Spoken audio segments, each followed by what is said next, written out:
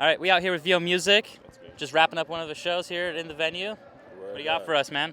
Yo, new music's coming. That's really what's coming up next is we got a real large project. My first project was a little shorter than I wanted, so this one, full hour of music. It's gonna be real dope.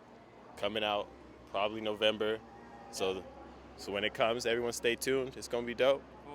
What do you got for people? What are you excited to showcase? What are you excited to show off in this album from where you stood last time? So for this one, I wanted to showcase my writing ability in this one. So it's not necessarily, while it's still a mixtape, it's still free, so technically it's a mixtape. I wanted to put together a cohesive body of music with writing that flows together, different acts, kind of like a movie, to really showcase like the eliteness of what hip hop can be. Like so many people are dumbing down the art and the culture when it's like there's so many people doing elite level music, and I believe I have masterclass worthy music, so I need to put it together, and I think I've done it with this new tape.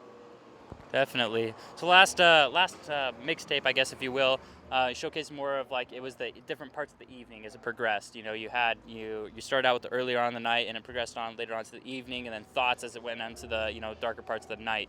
What do you feel like breaking this down as different parts of the acts of your album? What would you say that you have to showcase within, say, motifs or style that you have within this album? Word up. So the tape's called Sunday Morning Sessions, Monday Night Confessions. And I chose that title because anybody who grew up in like Christianity or anything like that, there's the duality of who you are on Sunday versus who you are on Monday. Everyone has the cliche like, oh, you be in the pews on Sunday and the club on Monday, even though most clubs aren't turning up on a Monday. But so I wanted to showcase that duality through an introspective psychological perspective. So the 4 acts are the session, the sermon, the confession, and the revolution. And in those, basically kind of what I did on Nightlife on a more specific scale, while I'm dividing those energies into 4 and showcasing my transition of energy through my Sunday morning to my Monday night, and how I'll start off with a little bit of herb, church service, get my spirituality, but then on Monday I go back to the real world and dealing with my inner issues and political issues and social issues and stuff like that. So I really showcase more about that on this tape than I did on Nightlife. Definitely. So how do you feel like, being that, a lot of your music is introspective, interpersonal, if you will, and how would you feel like, do you feel like you corner yourself off with being it too personal that anyone can relate to it? Or do you feel like a lot of people can relate even though it is like a inner reflection on yourself?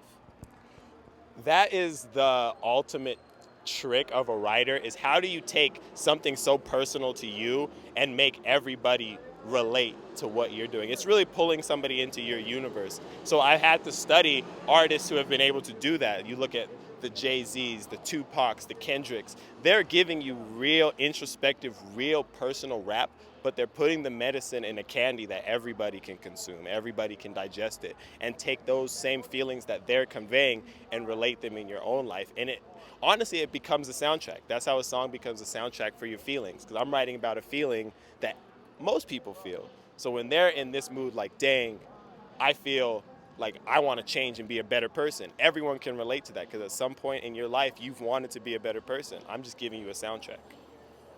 Definitely, I respect that immensely. So what do you feel, going off a little bit here off music, what do you feel is like one of the bigger topics, like interpersonally, that you feel like you have a lot to say about, and why do you feel like that's a topic that either you should talk about or that you feel like a lot of people can relate to?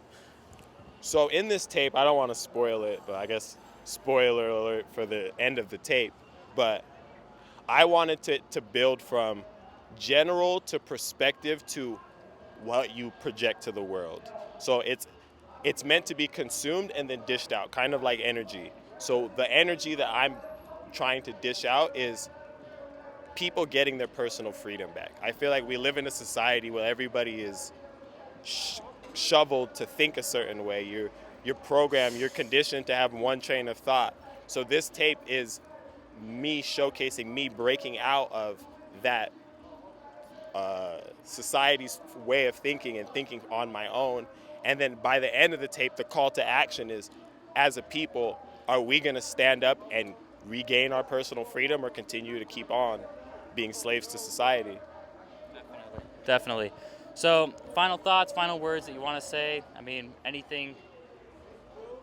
Yeah, I mean, I really feel like it's time, especially everyone in Utah, Colorado, in this area. Like, it's time for us as a city to get a culture, get a feel, get a sound, get an energy. When you go to New Orleans, you feel an energy. When you go to LA, you feel an energy. Utah is a great place. Salt Lake City is an amazing place. It's a growing economy. It's a growing population, and it's a place where you're not, you don't have to be anything. We don't have anything before, so I really want in this season of music, which I'm calling this fall, to really start propelling the momentum of getting Utah to stand on its own and have its own energy.